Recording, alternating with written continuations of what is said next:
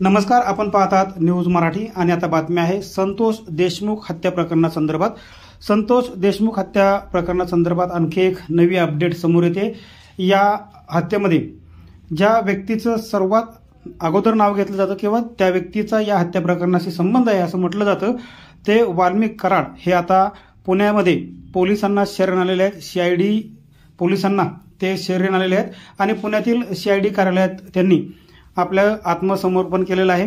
त्या अगोदर त्यांनी एक व्हिडिओ सुद्धा सोशल मीडियाच्या माध्यमातून अपलोड केला होता आणि आपण पुण्यामध्ये सीआयडी समोर शरणागती पत्करत असल्याचं त्यांनी म्हटलं होतं। वाल्मिक कराड हे या प्रकरणात मुख्य आरोपी असल्याचा आरोप त्यांच्यावर केला जात होता। या संदर्भात अनेक वाल्मिक कराड यांना अटक करण्यासाठी अनेक राजकीय संघटना, सामाजिक संघटना यांनी मागणी केली होती आणि त्यामुळे वाल्मिक कराड हे आता शरण आलेले आहेत। अर्थातच त्यांनी जो व्हिडिओ सोशल मीडियाच्या माध्यमातून अपलोड केलेला आहे त्यामध्ये त्यांनी असं म्हटलं की मला अटकपूर्व जामीनचा अधिकार होता, मात्र तरी देखील मी पोलिसांसमोर शरण येतोय आणि या प्रकरणी जे दोषी असतील त्या दोषींना चांगली शिक्षा करावी असं देखील त्यांनी म्हटले आणि आपण निर्दोष असल्याचा दावा देखील त्यांनी यावेळी केलाय।